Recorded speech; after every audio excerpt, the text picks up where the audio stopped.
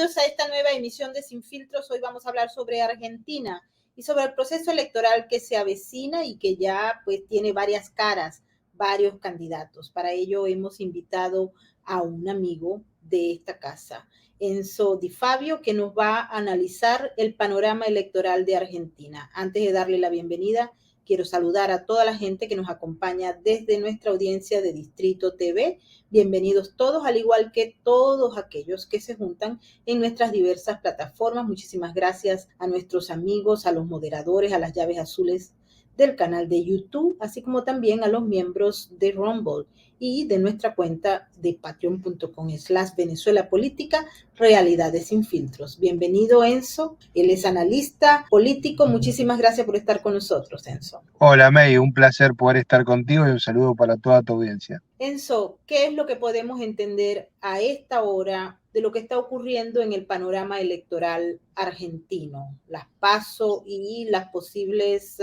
candidaturas que enfilen hacia el nuevo presidente de Argentina.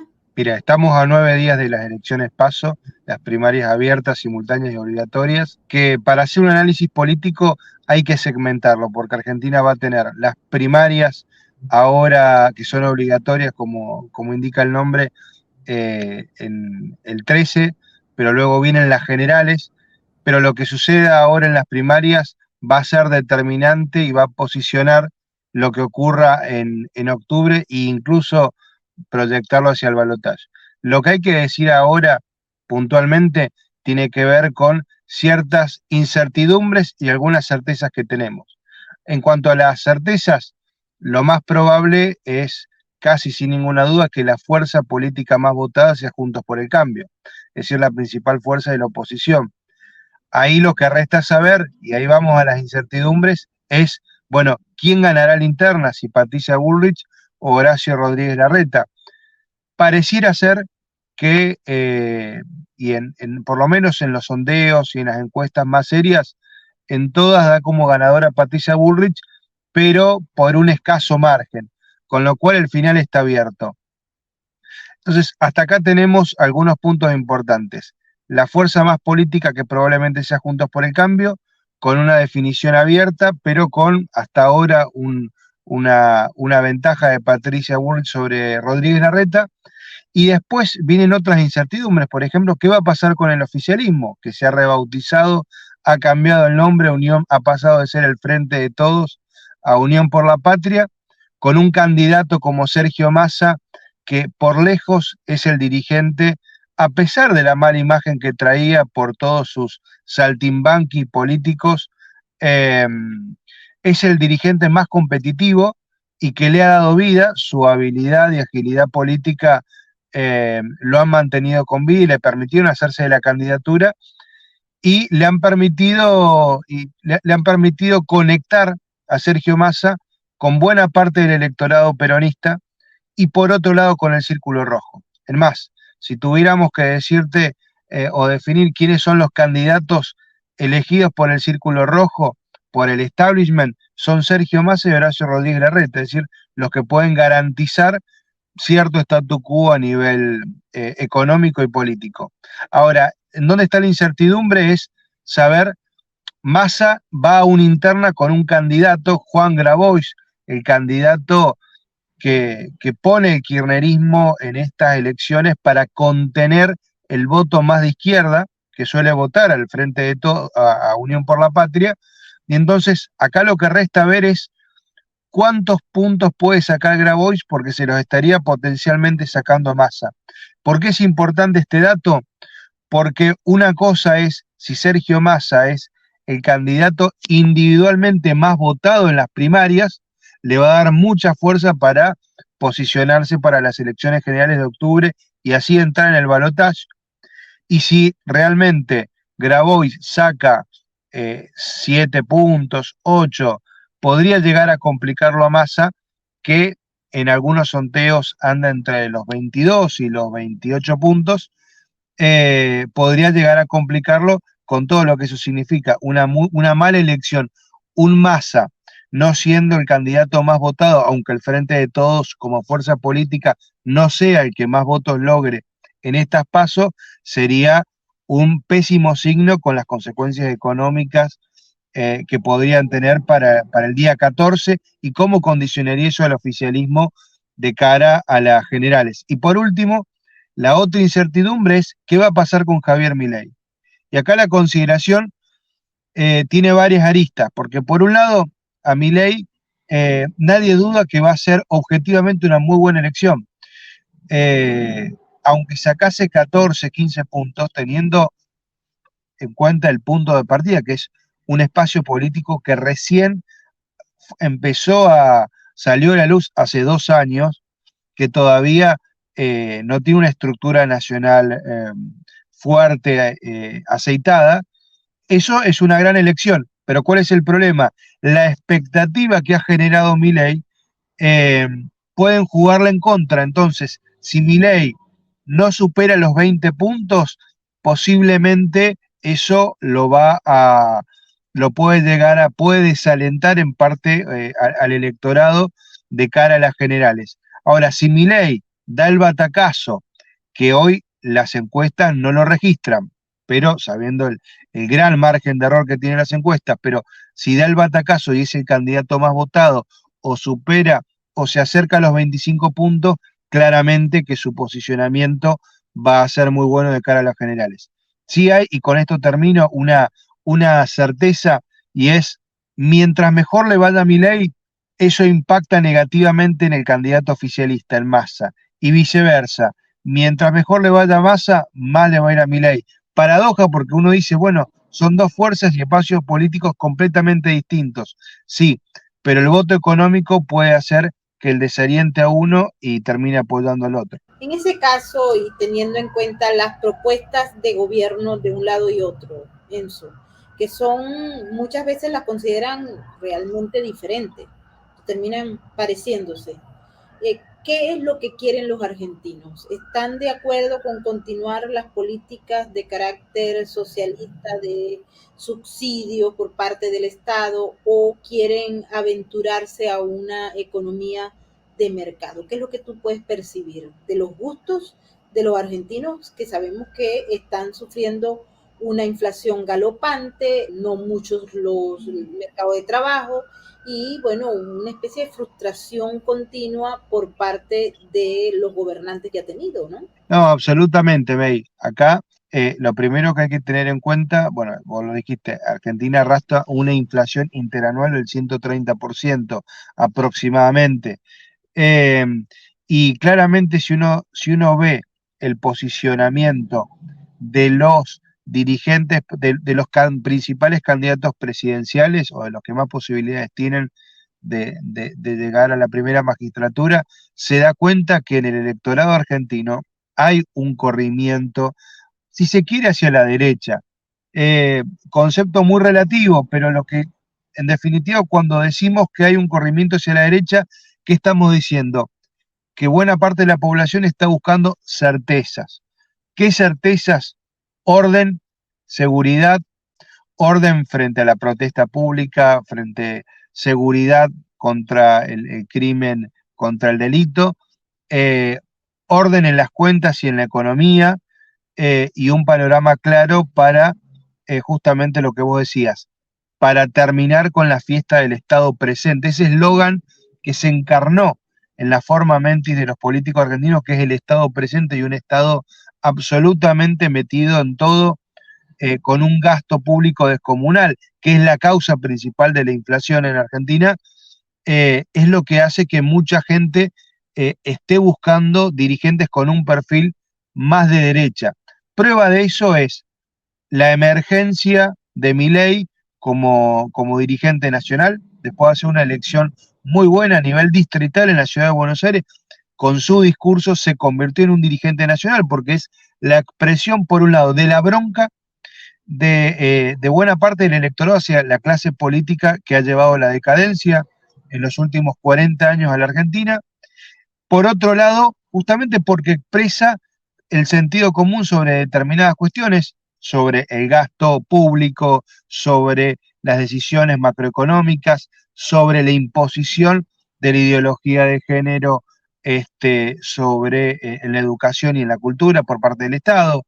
Entonces, Prueba de que, repito, de que hay un corrimiento hacia la derecha es también el posicionamiento que ha tenido Patricia Bullrich dentro de Juntos por el Cambio, como una dirigente que se le reconoce un gran trabajo como ministra de Seguridad durante la gestión de Macri, que tuvo una oposición que fue de las dirigentes políticas más importantes, que más se opuso a la cuarentena eterna que tuvo Argentina y que más clara y que menos concesiones, por lo menos en lo discursivo, le ha dedicado el kirchnerismo, hace y la posicionan como una candidata realmente atractiva. Todo lo contrario a lo que sucede con Larreta, que justamente es, es la expresión de la continuidad del kirchnerismo, pero con buenos modales. Y con esto cierro, en relación al corrimiento hacia la derecha, prueba de eso también tiene su eco en el oficialismo, porque Massa es considerado, repito, con 80 comillas, la derecha dentro del kirchnerismo. Es decir, es el candidato que tiene claramente, que exhibe buenos nexos con Estados Unidos, que en algún momento promovió una agenda de seguridad y de hecho fue el que terminó con las posibilidades de la abolición del Código Penal de Zaffaroni durante el segundo gobierno de Cristina. Entonces, digo, el perfil de los candidatos competitivos habla de que las preferencias son hacia del centro hacia la derecha y corriendo esa hegemonía de centroizquierda que Argentina tiene desde el 2013 en adelante. Ahora, en lo cultural, Juntos por el Cambio y el kirchnerismo tienen más coincidencias que diferencias. No son lo mismo, pero eh, claramente en el sector de Patricia Bullrich albergan algunos dirigentes que culturalmente van en una sintonía distinta, no todos, y en el espacio de Larreta es muy difícil encontrar diferencias conceptuales con el kirchnerismo, más allá de los buenos modales y más allá de que no exhiben ciertos alineamientos internacionales que son desastrosos, como el eje Irán, como por ejemplo el eje Irán y las dictaduras castro-chavistas del continente. Pero, y en ese sentido, quien pareciera ser la fuerza más nítidamente opositora es la de La Libertad Avanza que encabeza Javier Milei. El punto es hasta qué punto esa fuerza política puede garantizar la gobernabilidad con el escenario económico social tan difícil que tiene la Argentina. Que ahí va a ir, porque tenemos el discurso y la narrativa de Milei despertó a muchos jóvenes que no estaban interesados en la política o que simple y llanamente estaban apáticos a la política. Esa conceptualización que llevó y fue bien aceptada por una parte del colectivo de calificar de parásitos a todos estos políticos que viven del gobierno y que no son eficientes, que todo lo contrario viven de los impuestos de los argentinos que trabajan duramente para mantener al resto de los que dependen de esa renta. Y en paralelo, tú lo has dicho, Milei no tiene una estructura a nivel internacional y se ha visto ya demonizado por la prensa y por algunos sectores del establishment. Entonces te pregunto nuevamente, ¿los jóvenes tienen alguna incidencia, el voto que está apoyando a Milei para cambiar los números o simple y llanamente se queda en una rebeldía frente al status quo y posibilidades de activarse para poder modificar el escenario político? Bueno, sin duda, el voto duro hoy de Javier Milei es el voto joven. Es el voto joven que va de los 16 a los 30 años. Profundamente es un voto masculino. Esto es un dato de la sociología. Genera mucho más empatía con los varones que con las mujeres, pero sin duda que es un voto joven. A partir de ahí, a partir de ahí comienza a crecer y obviamente el votante de Milei tiene mucho que ver con las clases populares y trabajadoras, porque justamente Milei ha tenido la virtud de enarbolar un discurso fundado en el sentido común, en tres cosas. Primero que nada, cuando él habla de libertad, si bien la Argentina no es Cuba, no es Venezuela, pero no hay que olvidarse que la Argentina estuvo con una cuarentena eterna de 8 meses. Y en ese sentido, hablar de libertad cuando la gente no podía ir a trabajar, no podía despedir a sus seres queridos que murieron por la pandemia, no podían desarrollar actividades religiosas libremente, cuando alguien habla de la libertad con la contundencia y con la convicción que lo hace Milei, ha generado una empatía y una conexión. Por otro lado, eh, habla de la economía y habla con claridad sobre la economía, aun cuando ciertos puntos pueden llegar a ser discutibles, pero habla con convicción y habla de temas que son la agenda real de la gente. Argentina tiene un problema tremendo con una sobreregulación, con una hiperinflación tributaria en todos los aspectos a nivel nacional, provincial. O sea, uno paga impuestos absolutamente casi por respirar y ese es un problema que no es que solamente despierta el interés de los eruditos en las finanzas o en la economía, sino del ciudadano común, el que se pone un kiosco para ofrecer la compra y venta de golosinas, de alimentos básicos, hasta cualquier emprendimiento, cualquier pyme de pequeña y mediana empresa que quiera ofrecer un servicio o que quiera emprender. Eso lo sabe hasta el más chiquito hasta el negocio más chiquito una persona tiene problemas. Entonces, Milei que viene a plantearles algo, decir, bueno, terminemos con esto, defendamos al trabajador, el Estado no puede ser más enemigo del que produce. Y eso ha generado un cambio cultural en una parte de la clase política, ha influido tanto en Juntos por el Cambio, que hasta acá siempre tuvo una postura socialdemócrata, sobre regulativa, y eso uno lo ve en determinados problemas como la ley de alquileres, por ejemplo, eh, y donde justamente eh, Juntos por el Cambio, ya sea por la influencia más socialdemócrata de los radicales, por temor o por convicción, nunca se animó a afrontar el tema y Milei lo ha hecho con valentía y acá ha encontrado un eco. Y por otro lado, usó este concepto de marketing político tan genial que ha sido la casta política, donde diría Carl Smith, ha individualizado el enemigo y es decir, ha puesto sobre los ojos de la gente que la clase política es la que lo ha hecho al pueblo vivir cada vez peor. Eso le ha dado una conexión con buena parte del electorado joven y trabajador. El tema es que hasta qué punto muchos observan que las ideas de Milei son acertadas, pero le dan la capacidad o le reconocen la capacidad para llevarlos adelante. Y ahí es donde puede haber un tema con el voto útil y donde Patricia Bullrich es muy probable que se vea beneficiada como la candidata capaz de canalizar alguna de esas ideas de Milei. Ahí hay que tener en cuenta, porque si en la interna de Juntos por el Cambio la gana Larreta, el voto de Bullrich se va a ir, por lo menos la mitad, seguro se va a ir con Milei. Y si la que gana es Patricia Bullrich, hay que ver que no se desinfle Milei porque hay una parte del electorado que entiende que la agenda de Milei, al menos en parte, la puede llevar Patricia Bullrich. En ese sentido, y quiero que seas amplio, que declara la gente que nos está viendo. Si ganase Milei, ocurriría un caos producto del conflicto de intereses y de las estrategias que utiliza el peronismo y sus aliados para boicotear y generar ingobernabilidad en un personaje como Milei, que la prensa cotidiana lo califica como ultraderecha, hay unos que hasta llegan al calificativo de nazi, pero eso no ocurre única y exclusivamente en Argentina.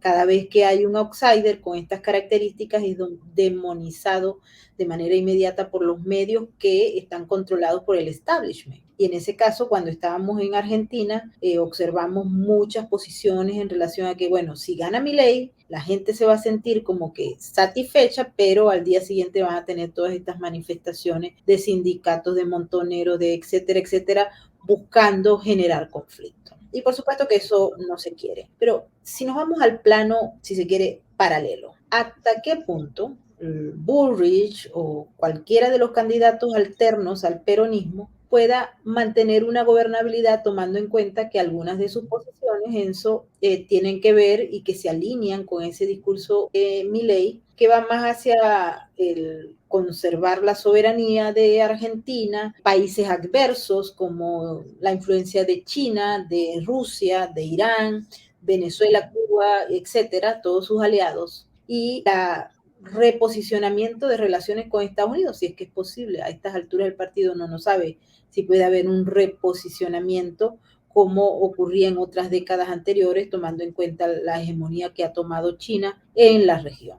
Adelante. Bien, primero que nada, gracias por la pregunta, porque me hiciste olvidar algo que me preguntaste anteriormente, y es si claramente el mote de ultraderecha, de sujeto peligroso para la democracia, como se lo trata de estigmatizar y calificar a Milei, no solo que obedece a una cuestión malintencionada de querer poner ese descalificativo para sacarlo de la cancha, ante justamente su crecimiento político. Y acá, si hay algo que a Milei, o sea, Milei hasta hace hasta que asumió como diputado nacional, era un outsider, claramente, una persona que nunca jugó dentro del sistema, pero nunca ha ido en contra del sistema, nunca ha pedido la abolición del sistema republicano, representativo y federal que constitucionalmente marca cómo se debe gobernar Argentina.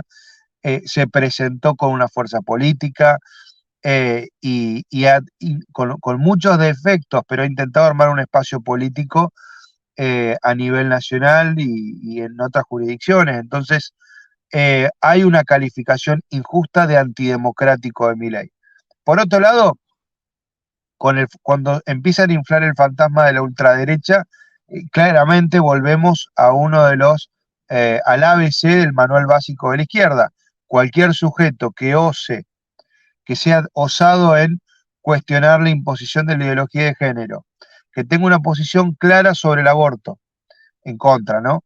Que critique el exceso del rol del Estado en la economía, que pida simplemente justicia, el que las hace las paga, es decir, que al delincuente y al delito nada fuera de la ley. Ya eso significa razón suficiente para que buena parte de la prensa y el establishment político, aún el bien pensante que nunca se animó a sobrellevar estas ideas, es que le han puesto esos motes que, repito, no tienen ningún tipo de fundamento.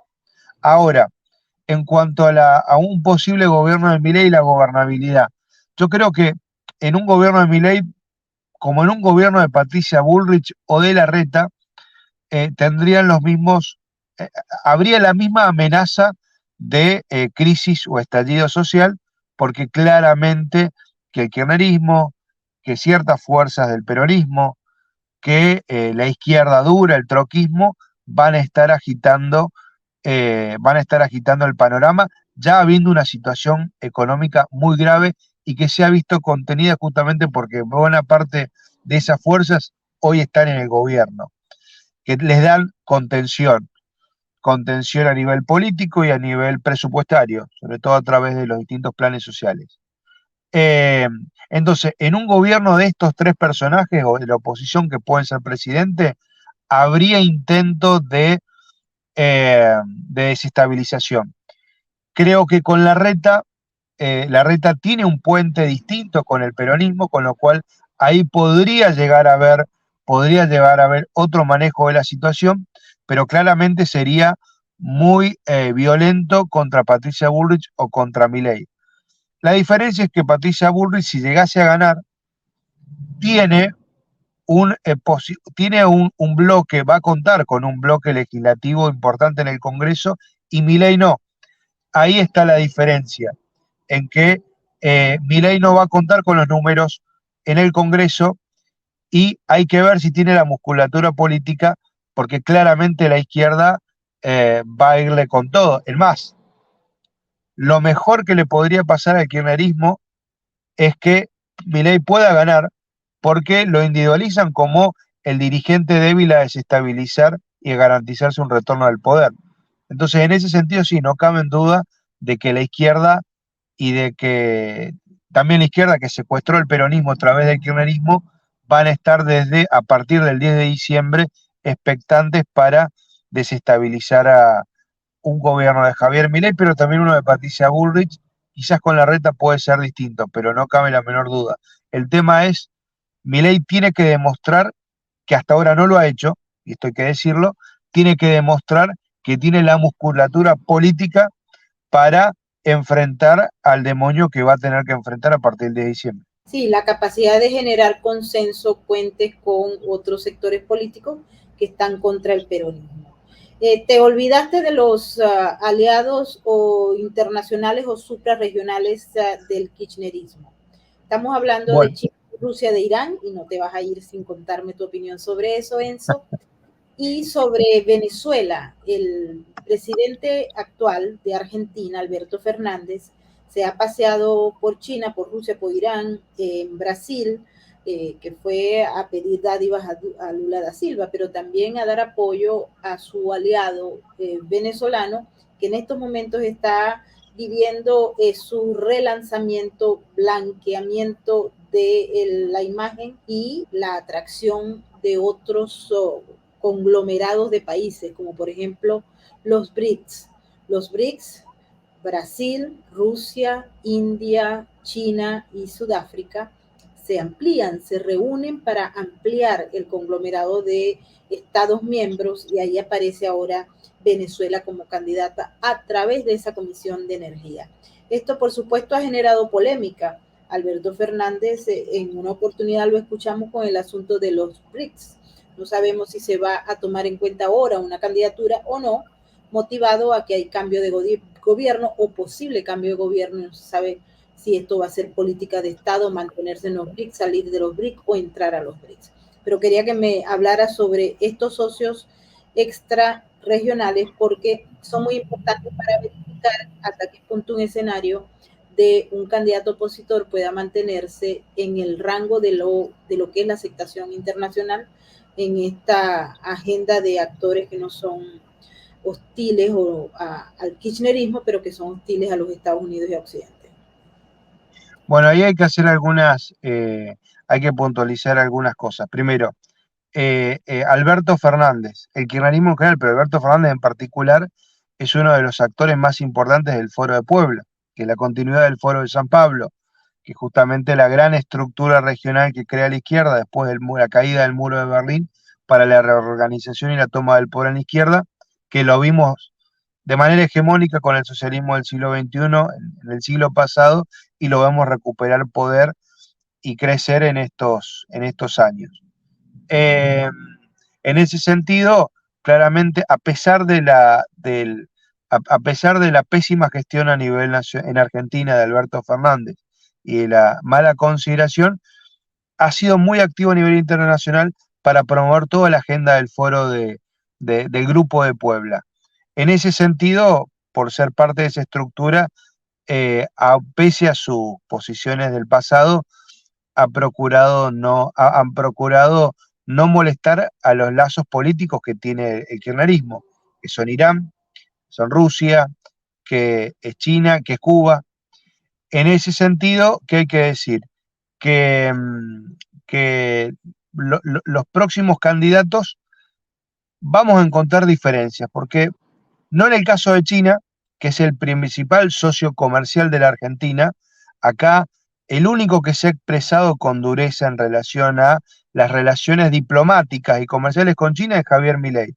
No tenemos derecho a pensar lo mismo de los dirigentes de Juntos por el Cambio. De hecho, el PRO, como partido, es un partido que tiene excelentes relaciones con el Partido Comunista Chino. Entonces, en ese sentido, no esperemos que hayan grandes diferencias.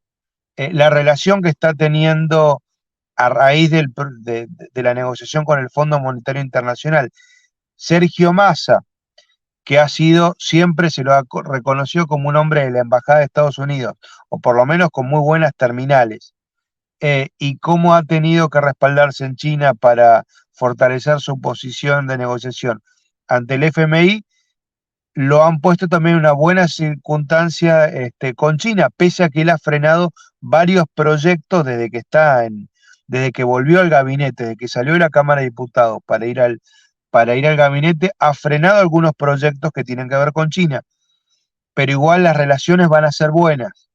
Eh, Ahora, la diferencia está en lo regional, no en lo extrarregional. Evidentemente que Argentina va a hacer un intento, por supuesto que no en el corto plazo, porque no hay tiempo y por el cambio electoral y por la situación electoral, pero va a hacer un esfuerzo por entrar a los BRICS. Eh, pero la diferencia está no con lo extrarregional, porque hay una necesidad, por la misma necesidad que tiene imperiosa Argentina, no van a despreciar ni la relación con China, ni mercados emergentes como el de la India, por ejemplo, pero sí puede estar y va a estar en lo regional, es decir, en la posición frente a Venezuela, porque Juntos por el Cambio en este sentido sí tiene una posición, como no lo tiene en otros temas, sí lo tiene en este punto, una posición clara en contra del régimen de Nicolás Maduro, eh, y por ende muy clara en ese tema. Después, con poca capacidad para comprender el fenómeno cubano y la articulación regional, pero por lo menos en el caso Venezuela, con una marcada diferencia en relación al estrecho vínculo que Argentina hoy tiene con el régimen de Maduro. Y por otro lado, bueno, ya sabemos en el caso de Milei que va a haber un realineamiento totalmente distinto al que tiene, porque en el caso de Milei sí hay una buena comprensión de la política internacional, entendiendo que la articulación del Foro de San Pablo y del Grupo de Puebla a través de las dictaduras del narcochavismo y del castrochavismo imperante son una amenaza para la Argentina y para la región. Pero en este sentido creo, resumiendo, en relación a los BRICS y a las relaciones con China y con la India, eso por lo menos gane el frente de todos juntos por el cambio, no va a cambiar. Lo que sí va a cambiar va a ser la posición específicamente en relación a Venezuela. Y si llegara al poder la Libertad Avanza de Javier Milei, ahí sí la relación con China eventualmente empezaría a tener cortocircuitos, y ni hablar con los países eh, hispanoamericanos que padecen las dictaduras del socialismo del siglo XXI. No quiero que nos vayamos sin tocar dos temas importantes. Uno, la seguridad sobre el proceso electoral, la confianza del argentino en el sistema de transmisión de votos y todo el proceso que se da en el marco de una elección. Y segundo tema, que también es sumamente importante para entender lo que está pasando en Argentina y en el mundo, es el que está relacionado con el sentimiento nacional sobre esos actores externos. Nosotros hemos conversado con varios amigos argentinos de diversos países y ellos sienten que dentro de Argentina hay como una especie de invasión de ideas que tratan de romper el sistema de creencia. Y desde afuera, pues lo observan igual.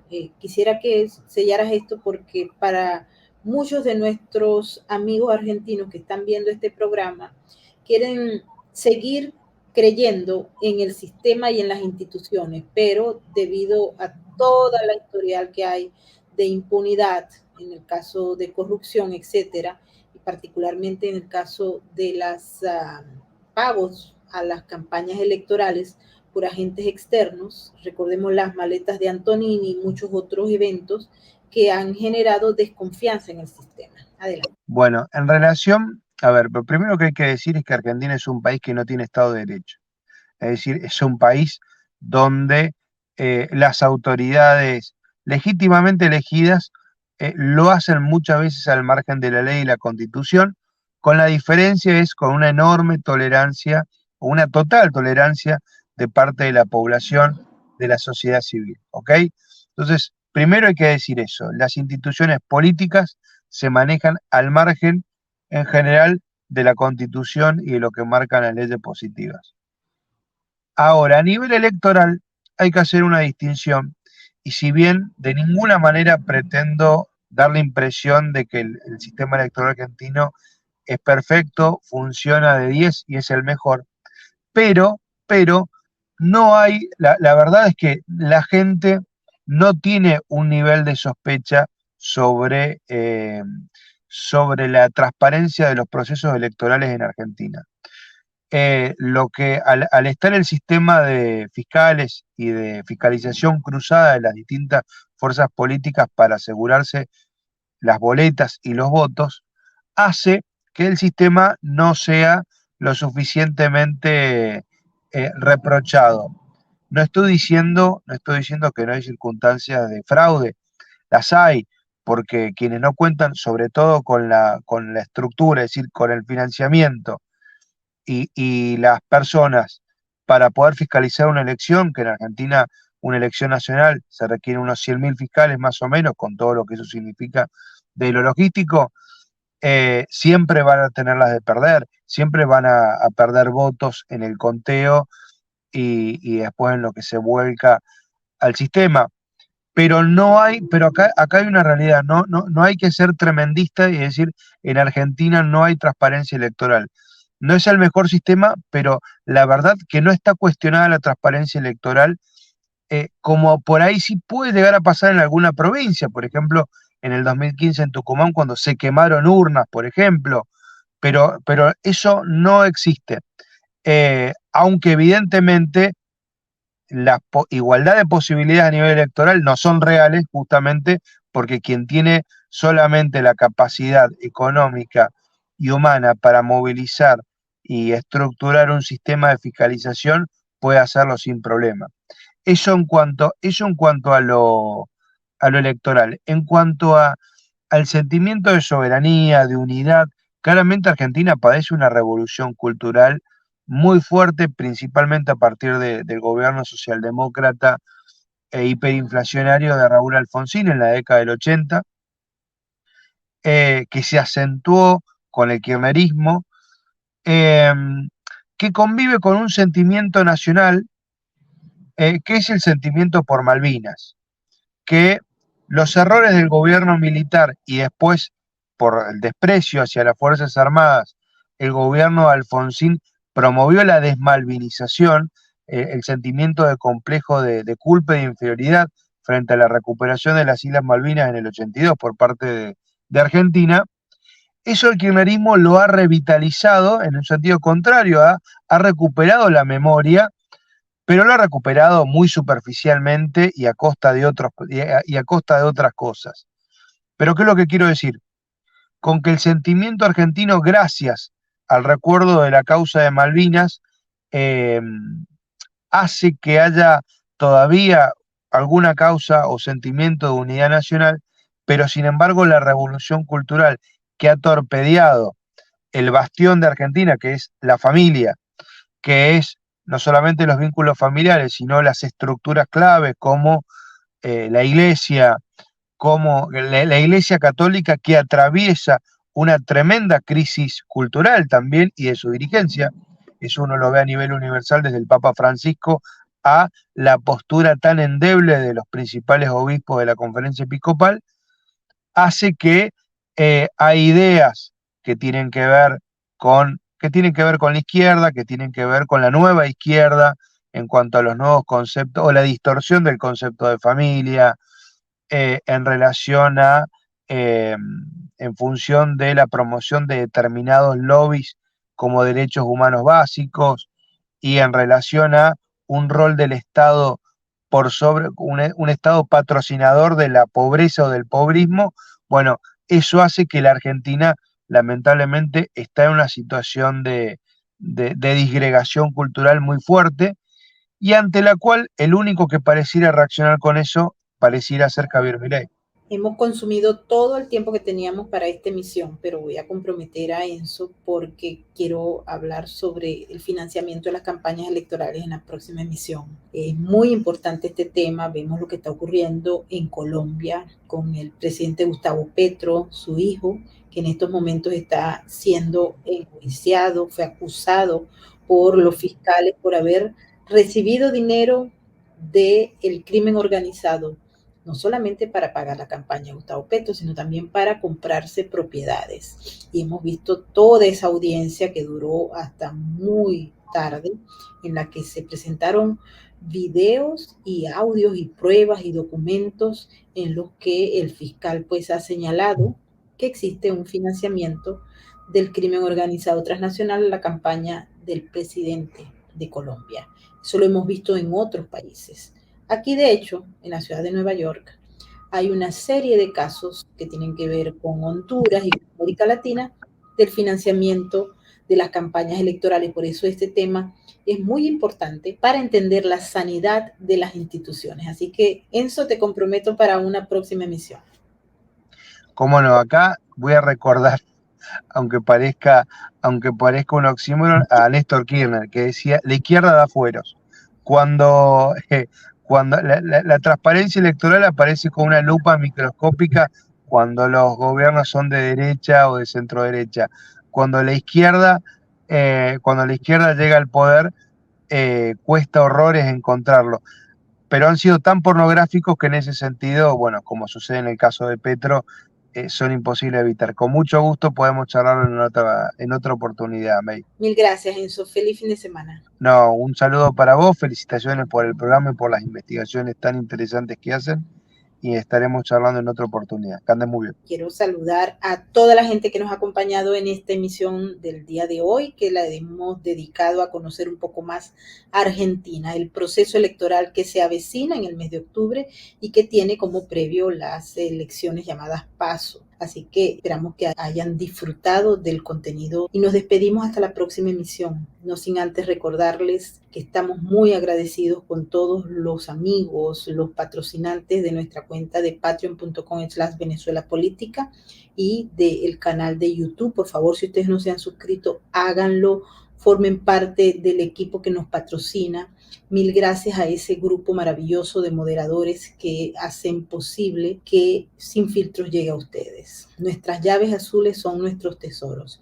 Saludos a Luis J. Martín, que también es un aliado de Libres 2.0, y a todos nuestros patrocinantes. Mil gracias y nos vemos en la próxima emisión. Y recuerden que hay que mantenerse libres y que para ello tienen que tener una claridad de lo que está pasando y entender la complejidad de los tiempos que vivimos. Así es que abran los ojos, escuchen y sepan diferenciar entre las informaciones que se dan en un lado y otro. Nos vemos pronto y nos despedimos como siempre con el mensaje de la RAC, porque recuerden que juntos salvamos vidas. Su mirada no conoce de estadísticas. Aún así, millones de ellos padecen una cruda realidad. Su lealtad es inquebrantable, aunque no haya nadie con quien compartirla. La diferencia la haces tú. Adopta, esteriliza, colabora. Red de Apoyo Canino.